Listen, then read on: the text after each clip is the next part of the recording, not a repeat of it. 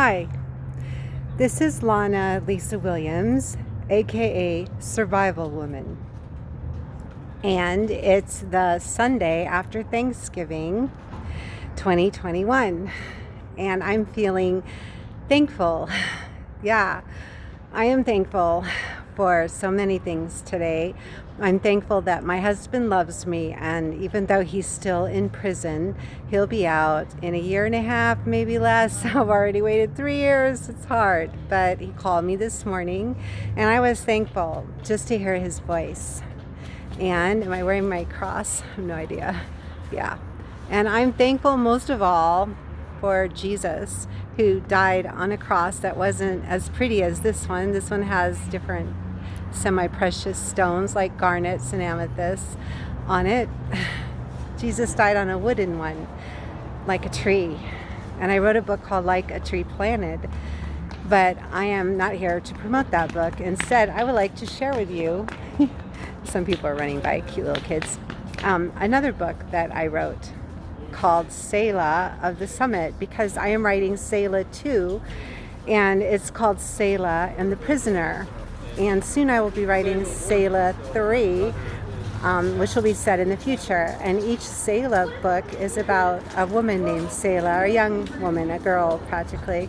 The first one, Selah of the Summit, is set in the olden days when there were swords and horses and castles. And the second one, Selah and the Prisoner, is set in a modern time like ours, but it's not the same as planet Earth. It's similar to planet Earth, but it's not supposed to be planet Earth.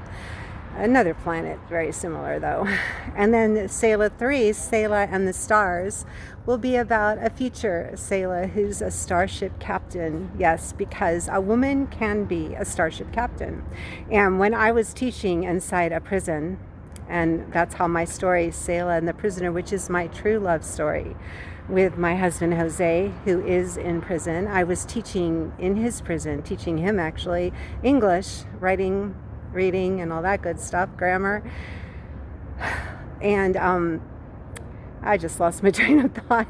Okay, so I was teaching in a prison, and I got the idea that love is an amazing thing and it can show up even in a dark place like a prison. And God's love is amazing, and He can send His very own Son to die on a tree, on a cross, and rise again for us. So I am most thankful for that. And so Selah One is set as an old time tale. I hope you're following this, because I'm not sure I am. I'm blonde, yes. I was born blonde, I have blue eyes. And Selah Two is my true love story about my husband Jose and how we met while I was teaching English in his prison, and how love can surprise you in even a dark, dark place. And Selah Three, oh yeah, I was telling my students in prison, I said, what is your dream job? And, write about it and tell us about it. And they each took turns telling their dream job. And Jose, who's now my husband, said, oh, I'd like to be a firefighter. And I thought, wow, that'd be really cool. You could rescue people and put out fires. And he said, yeah, I'd like to help people. And I said to all of them, I'd like to be a starship captain. And they all laughed. Yep. They looked at me with my blonde hair, blue eyes, white skin, la güera. That's Spanish for blondie or American woman. And they said, oh, no way. Is she going to be a starship captain? I'm telling you, why not? A woman could be a starship captain. So in the future, Selah Three, she will be a starship captain. She will be a woman who is a starship captain, and she will crash land on a hostile planet. Earth is kind of a hostile planet right now. I kind of has felt like that for me, like I crash landed here. Where is my real planet? Send me home. And she meets her Micah. In each book, there is a Micah who Selah loves, and together they do amazing things. So I'm under a tree because the leaves finally started changing. It took them a while, and here it is, almost December, and I don't know, they still look pretty green, but you can see in the background there are leaves on the ground, and some of the trees look kind of brownish and yellow, and they're really pretty. I'm going to show you my Selah book, turning this around. So there it is, holding it in my hand, Selah of the Summit. It's set in a desert where, oh yeah, that's me at the Renaissance Fair. Don't I look ridiculous? It's set in kind of a fantasy age, and Selah is a prisoner in a castle in the desert. I'm going to turn this back around, because when you look at the book this way, the letters are backwards. That is so weird. You'd think the cameras would be smart enough to turn the letters around, but when you look at it this way, all the letters are backwards. So anyway, Selah is a prisoner in a castle in the desert, and she looks up at the mountains and wonders what's up there. She's never seen a tree or a lake or even a stream. She has to get water from a well and serve her evil master Regan. And one night, she's serving at the banquet hall of Regan, who practices the craft, which is a really evil thing that enslaves people. And a mysterious stranger wearing a green cape visits and is a guest of Regan, and he gives Selah a present, an unexpected gift, a snowflake that doesn't melt. And Selah's never seen a snowflake. She doesn't even know what it is. And he tells her, tonight, I will meet you at the wall and I will take you to freedom. And he does. And they fall in love on the way, and they go across the desert and along the lower hills and up to the higher hills and the cliffs and the rivers and the lakes and the forests, and they finally reach the summit, the very top of the mountains. And I won't tell you all of it because you should read it, but it's a love story, and it also is kind of a love story of Jesus, who loved us so much. He left heaven and all its glory as God himself and became humble, born as a baby in a manger where animals live. I mean, really think about it. If the prince were to come, he would stay in a nice castle, right? Or a palace, or at least a 5-star hotel.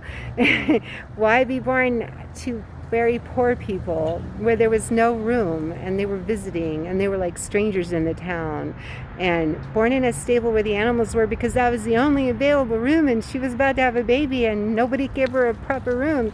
That's kind of like this planet, hostile. So if you're feeling like Earth is hostile, you're not alone, and Jesus loves you, and he brings color into our lives like rainbows. Yeah, he loves all the people.